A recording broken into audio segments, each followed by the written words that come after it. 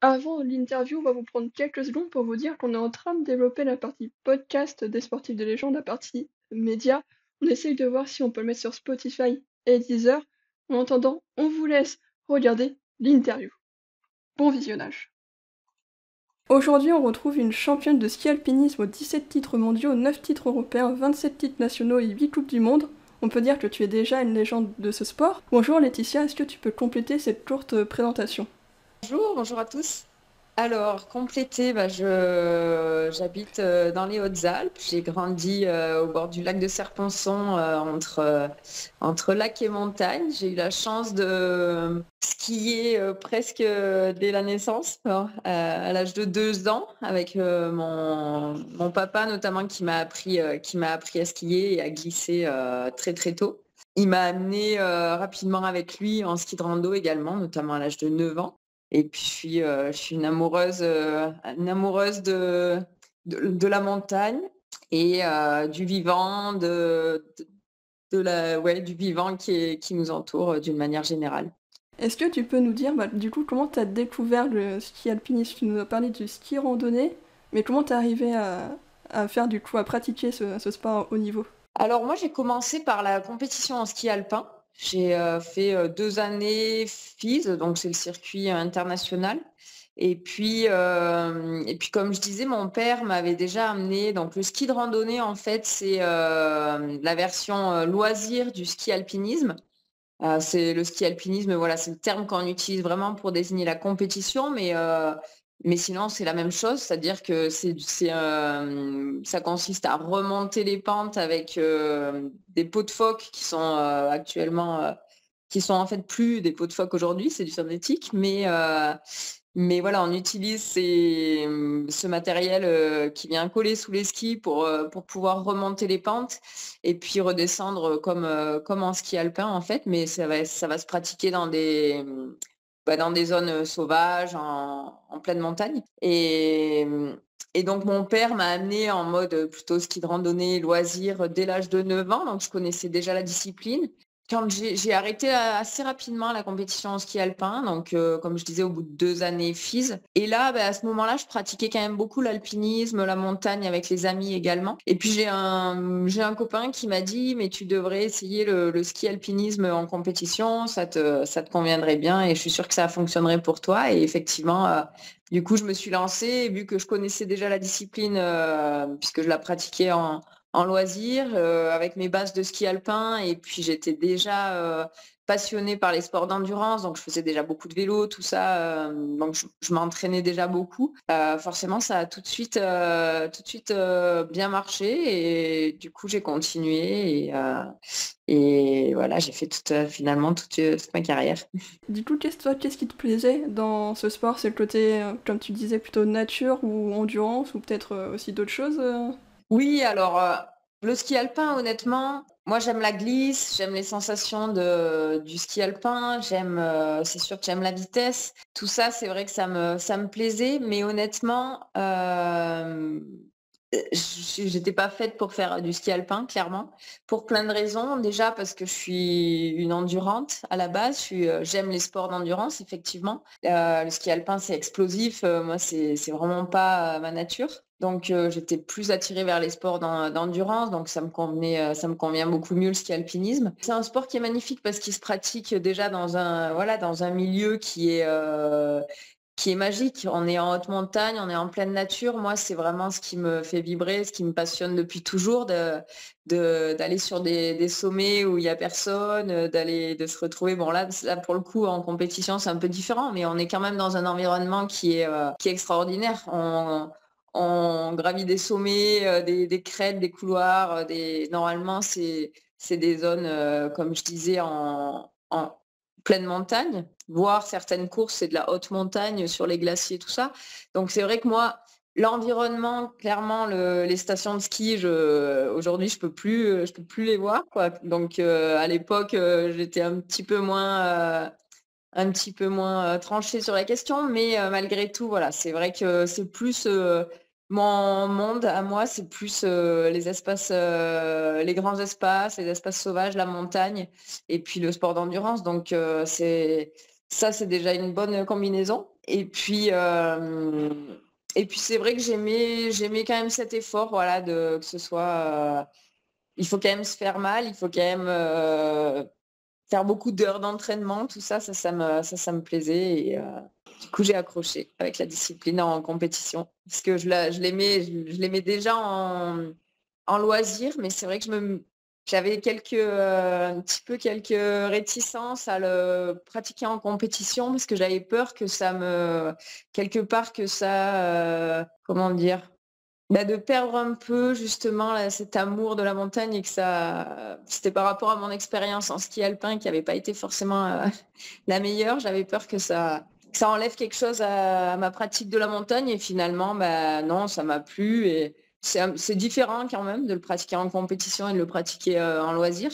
Mais voilà, ça m'a plu et je suis quand même une compétitrice à la base. J'ai vraiment cet esprit de compétition, donc j'y trouvais à peu près c'est vrai que tout ce que j'aimais, quoi, ça recoupait un petit peu tout. Oui, et en plus, ce sport-là, maintenant, il va entrer aux Jeux Olympiques, du coup, en 2026. Et pour toi, du coup, tu penses que c'est plutôt une bonne nouvelle pour la discipline ou qu'est-ce que t'en penses de l'entrée du coup de ce sport aux Jeux Olympiques? Alors les Jeux Olympiques, c'est une vaste question.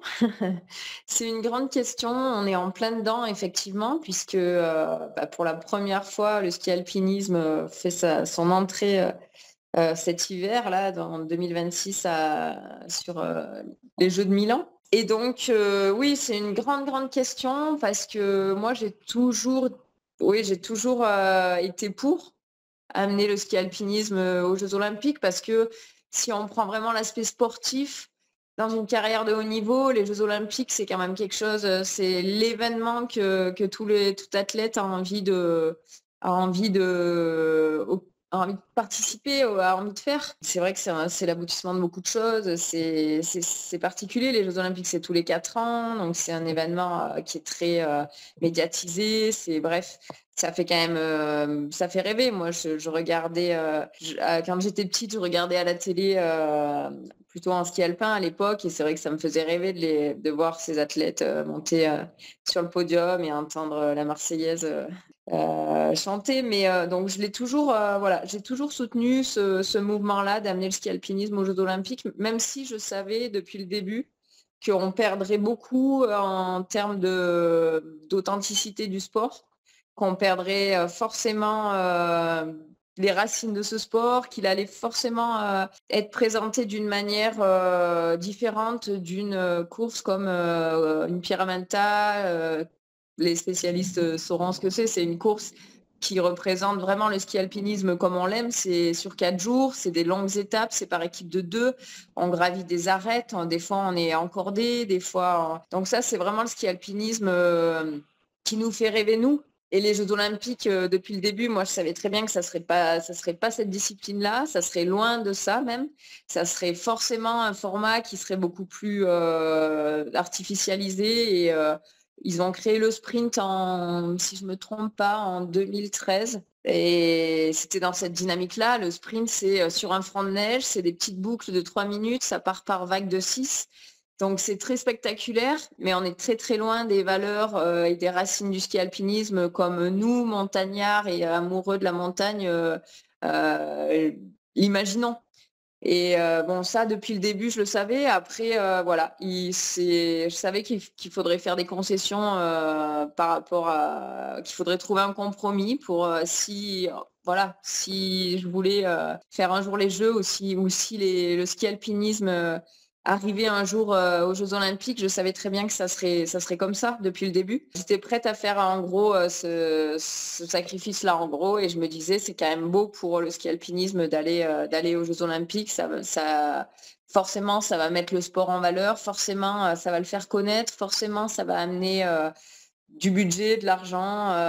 C'est tellement une grosse machine que voilà. Les 2 disciplines qui ont été retenues pour les Jeux Olympiques, c'est le sprint et le relais mixte. Alors, le sprint, on le connaît, c'est ce que je disais, c'est très artificiel, c'est un peu un autre sport presque, je dirais. Moi, j'aimais beaucoup le sprint, hein. Je l'aimais parce que ça demande d'autres qualités par rapport à une épreuve vraiment typique du ski alpinisme, ça demande d'autres qualités. Mais c'est vraiment une épreuve très différente. C'est comme si on comparait le sprint en athlétisme avec du marathon, donc ça a juste rien à voir. Donc pour nous aussi, c'est très différent. Le relais mixte, j'apprécie beaucoup cette discipline, c'est nouveau, j'ai pas eu la chance de le pratiquer parce qu'à l'époque, moi, il n'existait pas. On avait un relais, mais c'était un relais femme et un relais homme, c'était séparé et le format était quand même bien différent. Donc le relais mixte actuel, j'ai pas eu la chance de le pratiquer. Par contre, je l'ai commenté cet hiver et à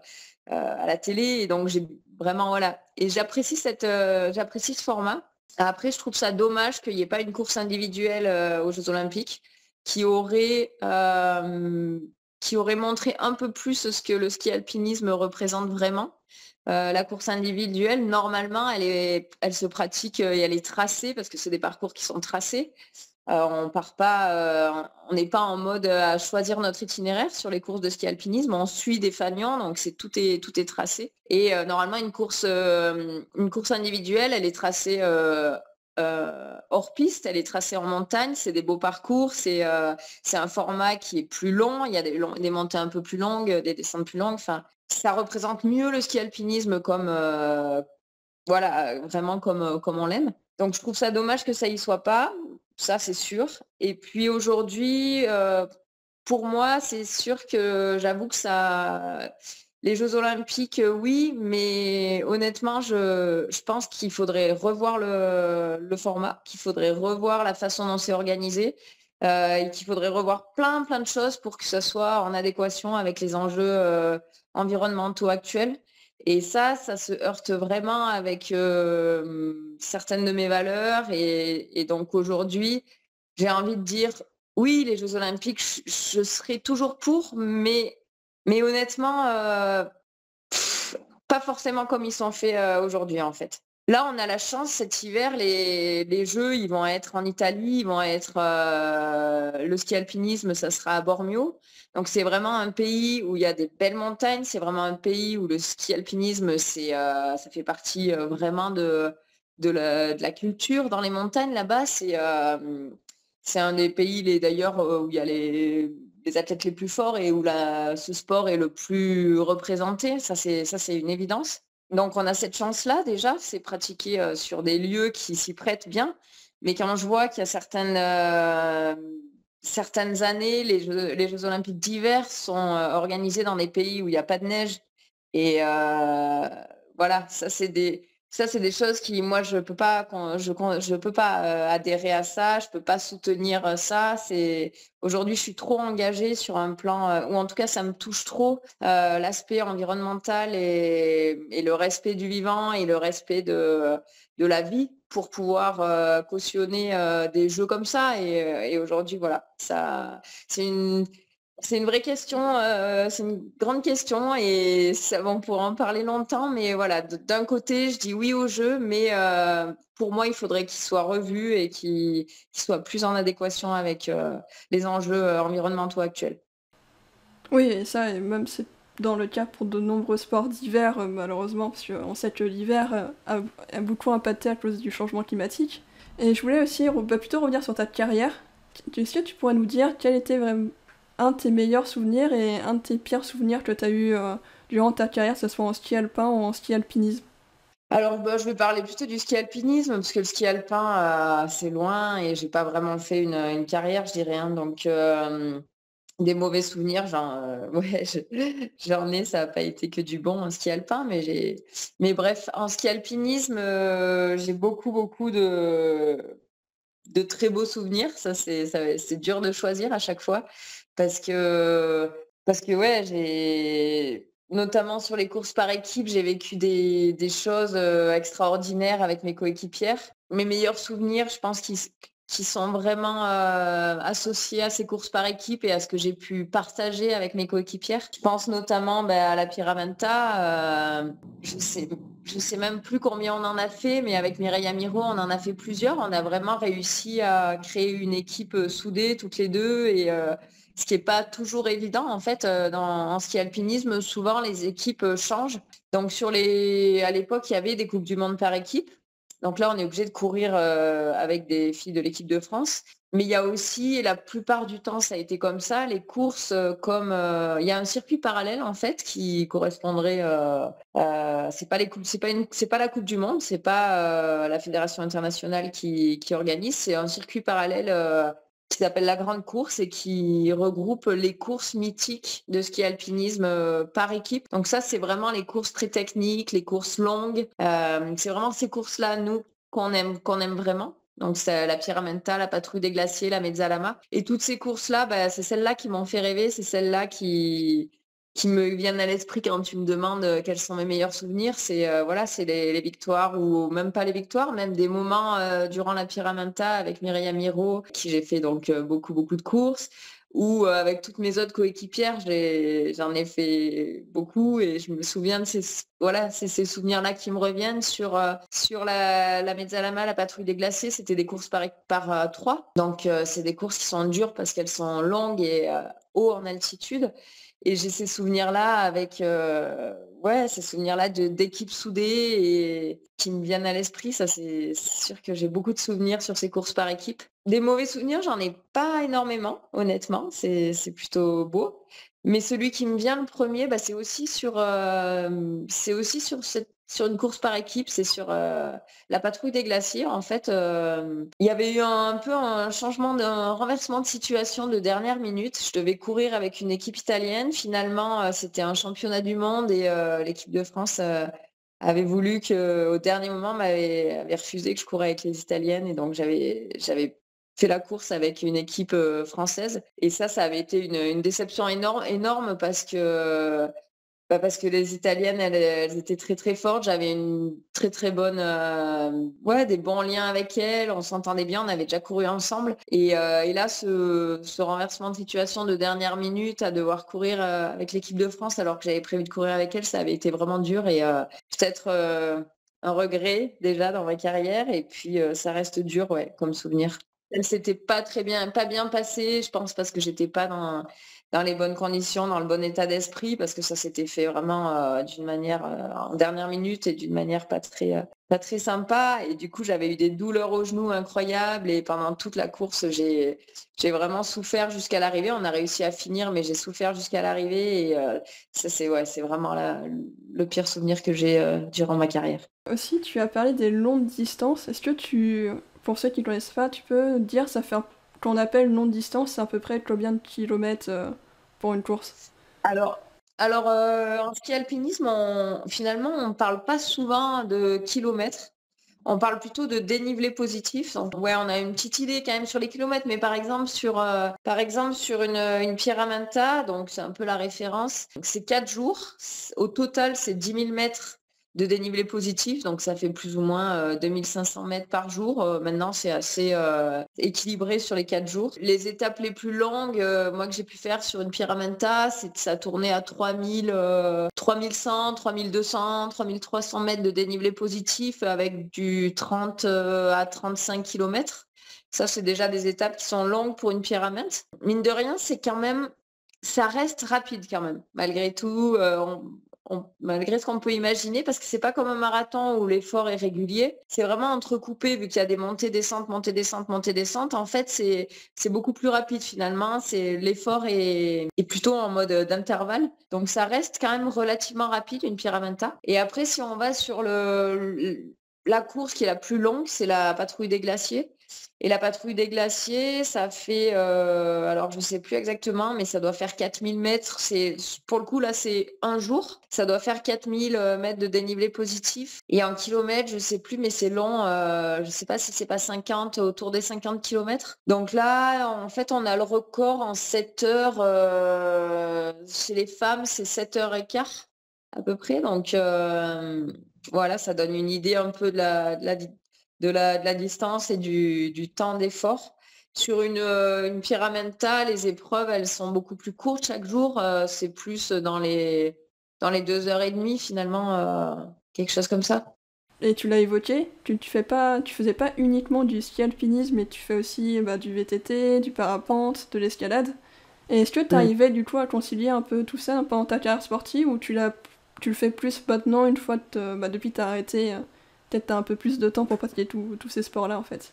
J'ai de la chance, j'ai grandi dans un environnement et un milieu où on peut pratiquer tous les sports outdoor et effectivement, je suis vraiment amoureuse de tous ces sports. Et aujourd'hui, j'ai la chance de pouvoir repratiquer, je dirais, tout. Au moment de ma carrière, non, c'est sûr que non, ça c'est pas possible. Je m'étais vraiment focalisée et concentrée sur mes objectifs sportifs et du coup sur mon entraînement. Donc j'ai dû arrêter beaucoup de choses. J'ai arrêté l'alpinisme parce que l'été, l'alpinisme, c'est se lever très tôt, c'est dormir peu, c'est faire des longues journées. Et en fait, c'était trop de fatigue qui servait pas à grand-chose concrètement pour mon entraînement. C'était plus de fatigue que vraiment de l'entraînement. Donc ça, j'ai arrêté, comme beaucoup de choses. L'escalade, j'avais arrêté aussi.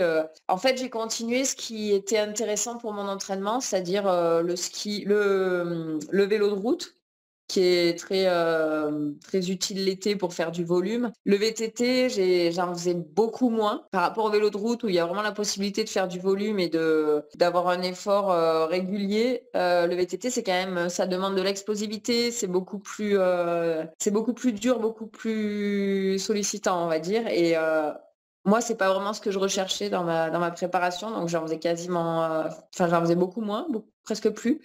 Je faisais encore un peu de course en montagne, du ski roue, de la muscu et tout le reste, c'est vrai que c'était exceptionnellement, voilà, pour le plaisir. Je pouvais quasiment plus rien faire et en fait, c'est ça qui est dur quand on aime, tous ces autres sports. Moi, j'aime tellement, faire plein de choses que sur la fin, c'était dur justement de faire qu'une chose quoi, de se concentrer sur une seule chose et de pas pouvoir, faire autre chose.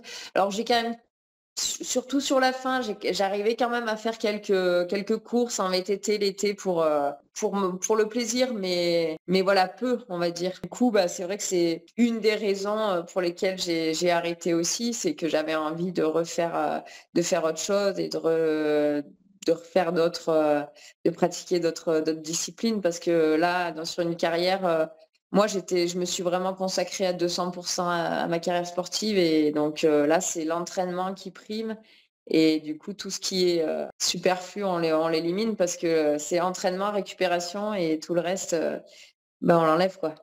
Oui, bah oui, j'imagine bien. On peut pas tout le temps tout concilier, même si on a bien compris que Non. t'aurais bien aimé, mais c'était pas possible. Mm. Aussi, j'ai une autre question que je pose tout le temps à tous les sportifs qu'on interviewe. C'est est-ce qu'il y a une femme ou une sportive qui t'a inspiré durant ta carrière ou même là actuellement qui t'inspire en fait de manière générale en fait?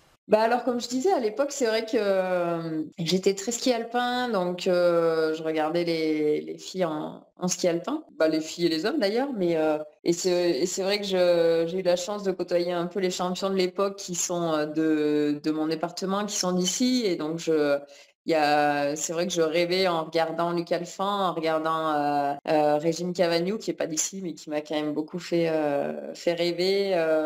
C'était toutes les filles de l'équipe de France à l'époque, quoi. Donc il y avait Carole Montillet, il y avait Christelle Pascal Sayoni, c'était beaucoup en alpin à l'époque. Voilà, les filles qui me faisaient rêver. C'est vrai que je regardais pas tant finalement les sports d'endurance. Moi, j'ai toujours pratiqué, mais j'ai jamais, à part le ski alpin, effectivement, j'ai jamais trop trop regardé à la télé, honnêtement. Donc, je suivais quand même, hein, de loin, mais c'est pas des athlètes finalement sur les sports d'endurance qui m'ont vraiment fait rêver. Mais les femmes, ouais, non, c'est surtout en ski alpin qu'elles m'ont fait rêver quand j'étais plus jeune, quoi. Après, aujourd'hui, c'est vrai que je suis quand même impressionnée notamment par une Pauline Ferrand-Prévot qui survole complètement le circuit et ça fait un moment, donc c'est vrai que je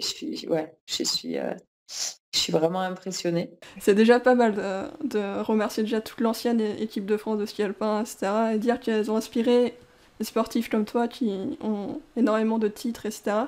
Mhm. Et aussi, comme tu l'as évoqué un peu plus tôt, tu es très engagé pour la protection du vivant et tu as un projet qui s'appelle Be Change, si je me trompe pas. Tu peux nous en parler un peu plus, parce que j'ai vu que c'était un projet en tout cas que tu mènes depuis plusieurs années en tout cas. Oui, alors le projet, ça s'appelle Be the Change. Ouais, soyons le changement. C'est un projet que j'ai lancé au moment de l'arrêt de ma carrière. En fait, j'ai arrêté au moment du Covid. Et ça a été finalement tout s'est un petit peu aligné parce que quand j'ai arrêté, j'avais prévu de ça faisait longtemps que je voulais faire tenter de faire une saison en VTT, mais en m'y consacrant vraiment parce que jusque-là, je faisais des courses, comme ça, mais en fait, je me préparais jamais pour puisque je me préparais pour ma saison d'hiver. Donc je me préparais jamais pour ces courses de vélo et du coup, j'arrivais tout le temps, fatiguée ou, c'était en mode un peu freestyle, quoi.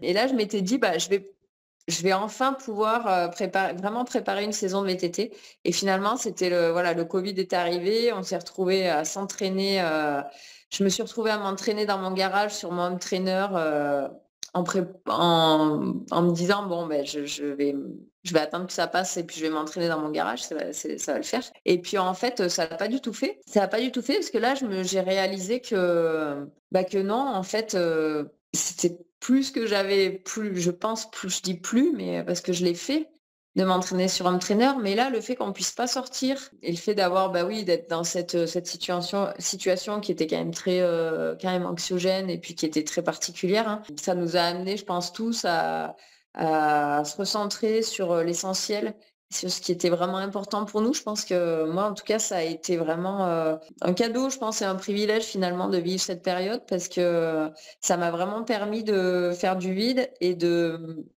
me rendre compte de ce qui était vraiment important pour moi et de ce qui l'était pas. Et là, je repartais sur cet entraînement alors que je pense que j'avais plus envie de ça, quoi. En fait, j'avais envie de profiter de ma forme et de profiter de ma condition physique, mais en fait, j'avais plus envie de ça et j'étais déjà plus là-dessus, je pense. Et je m'en suis rendu compte, voilà, je pouvais plus en fait rester dans mon garage. Je me suis dit: «Mais non, en fait là, ce qui est vraiment vital pour moi, c'est de sortir, c'est d'être dans la montagne, d'être dans la forêt, d'être au contact du vivant, bah, pour me permettre d'évacuer ce stress et puis de vivre cette période qui était dure, mieux. C'était, vraiment vital, quoi, pour moi, d'aller dehors. Mais par contre, le fait de m'entraîner, de faire un effort physique, finalement, c'est devenu très secondaire et très superficiel et je me suis rendu compte que c'était pas indispensable finalement pour moi et du coup, bah, j'ai arrêté de m'entraîner dans mon garage et je suis sortie. J'ai appris à marcher en forêt, j'ai appris à faire du yoga dehors, j'ai appris à rien faire dehors et à ressentir les choses. J'ai beaucoup écrit, mais j'étais dehors en fait. Bon, on pouvait pas aller très loin, donc je suis pas allée très loin. En fait, cette connexion, au vivant et cette énergie en fait que je captais et qui m'a vraiment aidée à passer ce moment-là, qui était compliqué parce que déjà un arrêt de carrière, c'est compliqué, plus cette ambiance-là avec le covid, par-dessus. Enfin moi, ça a été une période qui était très dure et en fait, j'ai voulu partager, ce que j'ai ressenti à ce moment-là que en fait, aller se ressourcer en pleine nature, c'est juste, vital pour tout le monde. C'est juste essentiel et c'est tellement puissant que j'ai voulu partager ça et j'ai contacté une association donc avec qui j'étais déjà en lien, qui s'appelle la Water Family du Flocon à la Vague. C'est une association, environnementale qui crée, bon qui fait beaucoup de choses, mais qui crée des supports pédagogiques et qui fait des interventions dans les écoles pour aller sensibiliser les enfants. L'asso, elle travaille aussi avec des plus grands, hein, dans les primaires, des primaires aux universitaires, aussi avec les entreprises, il y a beaucoup de choses. Mais le gros, je pense que c'est vraiment sur la création de supports pédagogiques et les interventions auprès des enfants. Et donc j'ai contacté cet asso et ensemble, on a co-créé j'avais un projet en tête qui était de créer une web série pour partager donc ce lien que j'ai ressenti de plus en plus fort avec le vivant. Et puis, mon idée, c'était d'essayer d'apporter de la connaissance pour que les gens aient envie de la préserver cette nature, qui aient envie de mieux la connaître et pour l'aimer et voilà, pour en prendre soin. Et donc on a réfléchi ensemble en fait avec Marianne Bréchu qui s'occupe de l'antenne, Rhône-Alpes Méditerranée de l'association de la Water Family donc. On a vraiment réfléchi ensemble, on l'a co-créé parce que moi je suis arrivée avec un projet mais qui était très brouillon, c'était pas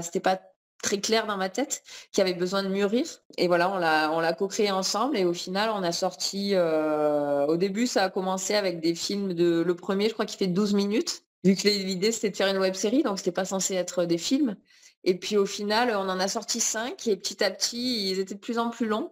Et le dernier, il s'intitule Les arbres gardiens de la vie. Il fait 45 minutes et c'est vraiment un vrai film et on est très heureuse en fait de l'évolution de ce projet et et ce à quoi on est arrivé avec ce dernier film-là. Les 2 derniers sont satisfaits, je dirais, de ce qu'on a réussi à faire. Les premiers aussi, mais les 2 derniers, l'avant-dernier, il est sur l'eau.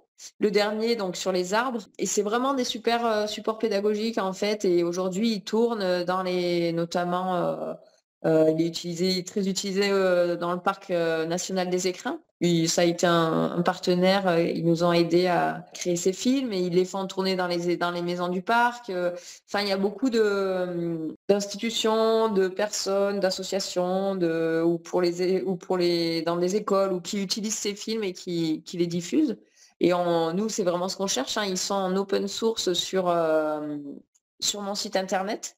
Ça a été un choix. On voulait pas les mettre payants. C'est la philosophie de la Water Family de mettre tout leur support pédagogique en open source pour qu'ils soient utilisés au maximum, pour que les instituts puissent les utiliser. On a voulu faire pareil avec ces films-là, donc tout est disponible. À chaque fois que je pars de chez moi, je voulais apporter cette dimension de la micro-aventure. On en a beaucoup parlé pendant un moment, c'est l'aventure à la porte de chez soi. Donc à chaque fois, je partais de chez moi. Et puis à la force de mes jambes, bah, finalement, je vais dans des endroits qui me permettent de parler de certains thèmes et de faire de belles rencontres. J'enchaîne des interviews avec des experts ou avec des artisans, avec des producteurs, avec des sportifs. Il y a différentes personnes qui sont inspirantes et qui nous parlent soit de leur lien avec le vivant, soit qui nous apportent des connaissances sur le vivant. Ces interviews-là, elles sont aussi disponibles sur mon site internet en version plus longue, parce qu'en fait, dans le film, on a vraiment pris l'essentiel. On a pris 2-3 minutes. Donc, on a gardé les interviews longues parce que c'est hyper intéressant. Et donc voilà, j'enchaîne en fait les différents sports, donc comme tu disais, vélo, ski alpinisme, parapente. Mais voilà, je voulais vraiment utiliser que des sports non motorisés, bien sûr. La première, enfin je dirais une partie de ce projet Be the Change.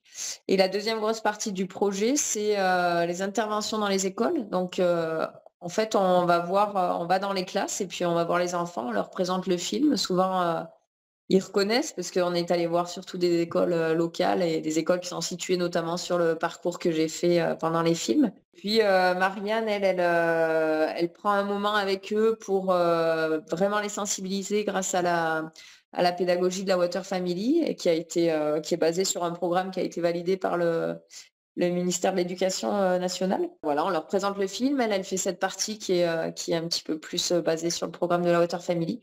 Et puis souvent, après, soit on plante un arbre, enfin des arbres, soit on fait quelque chose en tout cas concrètement dehors avec les enfants, parce que pour nous c'est important. L'éducation, c'est vraiment le levier d'action qu'on a envie d'activer ensemble. Mais le faire dehors, au contact du vivant, pour nous, c'est essentiel. Donc, on essaie de le faire également à chaque fois. C'est un petit peu ces 2 volets-là que j'ai voulu mettre en place à travers ce projet. Et aujourd'hui, on diffuse surtout les films au maximum. On essaie de les faire vivre. On n'est pas reparti sur un nouveau film parce que c'est beaucoup de temps, le financement est difficile à trouver. Enfin bref, on avait envie de mettre aussi l'énergie un peu plus sur la diffusion. Donc voilà, aujourd'hui, j'invite tout le monde à aller jeter un œil sur mon site internet pour voir ces films et pas hésiter à faire des diffusions. On a mis en ligne un kit de diffusion pour le dernier film, Les arbres gardiens de la vie, pour que ça aide les gens qui ont envie d'organiser une diffusion. Donc il y a des supports, il y a tous les supports nécessaires, il y a l'affiche, il y a un communiqué de presse, il y a des photos libres de droit, il y a le film bien sûr, la bande-annonce, enfin tout ce qu'il faut. Et voilà, pas hésiter à me contacter si besoin, s'il y a des questions. Oui, bah dans tous les cas, nous on mettra du coup en description le lien de ta page, histoire que les gens puissent retrouver plus facilement, quand même, c'est un très beau projet. Ouais. Et ça, je pense, c'est un de tes plus gros projets ces dernières années. Est-ce que t'as d'autres projets dans l'avenir ou qu'est-ce que tu fais tout simplement depuis t'as arrêté ta carrière sportive à part ce projet-là? Alors effectivement, ce projet, ça a été vraiment ce qui m'a, enfin le projet dans lequel je me suis le plus investie et dans lequel j'ai investi le plus de temps et d'énergie à partir du moment où j'ai arrêté ma carrière. Et en parallèle, bah, je me suis mise à entraîner des athlètes sur le circuit de la Coupe du Monde. Et en particulier, au début, j'ai commencé avec 2 athlètes américaines qui sont venues en Europe pour s'entraîner. Elles, là-bas, le sport est pas très développé, donc elles n'avaient pas trop le choix. Donc ça a été une super expérience parce que c'est vraiment ce que j'avais envie de faire. Moi, j'étais sur le terrain avec elles. Bon, je m'occupais un petit peu de tout vu qu'elles étaient que 2, donc c'était vraiment un lien étroit avec elles. Et puis après, il y en a une qui a arrêté. J'ai continué avec la deuxième, encore quelques années. Et, et puis derrière, finalement, j'ai travaillé, mais d'une manière un peu plus ponctuelle avec certains athlètes. Donc voilà, en gros, je fais encore ouais, du coaching, mais plus sur le terrain, plus sur l'aspect technique. Moi, c'est vraiment ça qui me passionne. Après, faire des plans d'entraînement, tout ça, j'aime beaucoup l'entraînement, je trouve ça passionnant, mais aujourd'hui, ouais, j'ai pas envie de me consacrer à ça, donc je suis plus sur l'aspect technique. Et, et puis dernièrement, enfin, je l'ai fait de plus en plus, on va dire, mais en tout cas, c'est monté en puissance cet hiver avec l'arrivée du ski alpinisme aux Jeux. Je commente les courses donc sur Eurosport, entre autres, les Coupes du Monde. Donc ça, c'est très chouette. Ouais, je prends beaucoup de plaisir. C'est très sympa. Ça me permet de suivre un petit peu les courses et puis de voir bah, les jeunes de l'équipe de France que je connais très bien. Donc non, c'est vrai, ça c'est vraiment sympa. Qu'est-ce que j'oublie? On est en train de créer actuellement un groupe régional de ski alpinisme. Donc j'ai commencé à entraîner un petit peu, puis je vais continuer à poursuivre ce projet-là avec eux. Et puis voilà, sur un plan professionnel, c'est déjà pas mal. Je continue à travailler avec mes partenaires j'ai quelques partenaires, les plus vieux. Skitra, Montura, ça fait plus de 10 ans que je suis avec eux. Ils ont continué à me soutenir, bah, dans mes projets, dans le projet, Be The Change. Vibram également, les 3 en fait, ça fait plus de 10 ans qu'on travaille ensemble et malgré l'arrêt de ma carrière, ouais, ils ont voulu m'aider dans ce projet-là, de vidéo. Du coup, je continue de collaborer avec eux sur du développement produit, sur certains événements, sur de la communication. Ça me tient à cœur aussi parce que c'est des relations qui vont au-delà du sport et de la performance, vu que toutes les marques sont pas prêtes à continuer à soutenir un athlète qui arrête un ou une athlète qui arrête la compétition. Donc voilà, ça me tient à cœur aussi aujourd'hui. J'ai pas d'autres questions, juste, est-ce que tu as un petit mot de la fin, une petite phrase à dire à la communauté ou tout simplement au monde du ski alpinisme aussi? Sur l'aspect féminin, donc il y a juste, ça me fait penser à un beau projet qui s'est développé cet hiver et auquel j'ai pu participer. Il y a deux Suissesses, Ina et Mélanie, qui m'ont contacté l'automne dernier en me disant on va faire la traversée des Alpes en ski alpinisme. En vélo, ski alpinisme et course à pied, en fait, la plus grande partie, c'est en ski, mais elles ont quand même commencé en vélo et fini à pied. Elles ont contacté différentes athlètes, donc que des femmes, hein. Ça a été un projet 100% féminin. Et elles ont contacté différentes athlètes pour les rejoindre le long du parcours. Bah, j'ai trouvé ça génial. Ça a été déjà une fabuleuse expérience de pouvoir vivre. Moi, j'ai partagé 6 jours avec elles et j'ai trouvé ce projet bah, génial, forcément, parce que la traversée des Alpes, bah, moi, ça me fait rêver, c'est sûr. Et honnêtement, c'est un milieu qui reste quand même très masculin. C'est la montagne, c'est un milieu qui est dur. Et en fait, se dire, bah, ces deux femmes, elles ont fait toute la traversée. Et notamment, il y avait l'une d'entre elles, donc c'était la guide de haute montagne.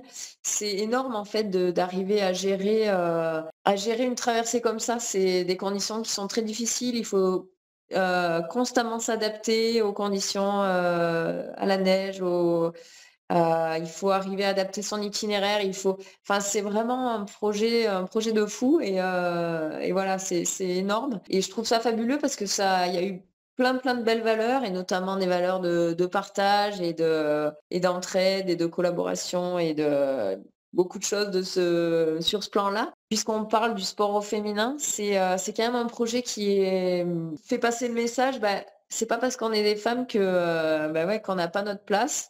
Il faut croire en nous, il faut avoir confiance en nous et même s'il y a des choses qui sont ancrées profondément, parce qu'effectivement on s'en rend pas compte, mais comment dire? Cette confiance en soi et puis les hommes, ils arrivent à s'affirmer beaucoup mieux que nous dans plein de situations et ça en fait c'est vraiment quelque chose qui existe encore aujourd'hui et qui est encore très présent et donc j'ai juste envie de dire, à toutes les femmes, continuez à vivre vos rêves, ayez confiance en vous et foncez et il y a pas de raison, quand on se donne les moyens, on y arrive et faut faire sa place. Des fois, c'est pas évident, mais et voilà, c'est beau, quoi. Des projets comme cet hiver, ça nous le prouve encore qu'on est capable de faire plein de belles choses et de se dépasser et de faire aussi bien, je dirais, que les hommes ou en tout cas d'une manière différente. Merci Laetitia Roux d'avoir participé à cette interview, de nous avoir répondu à toutes ces questions. Merci à vous d'avoir regardé celle-ci jusqu'au bout. N'hésitez pas à nous dire en commentaire ou en message privé quel sportif de légende vous vouliez qu'on interviewe la prochaine fois. En attendant, vous pouvez nous soutenir sur notre page Hello Asso, soit en nous faisant un don, en la partageant ou en achetant sur notre boutique en ligne.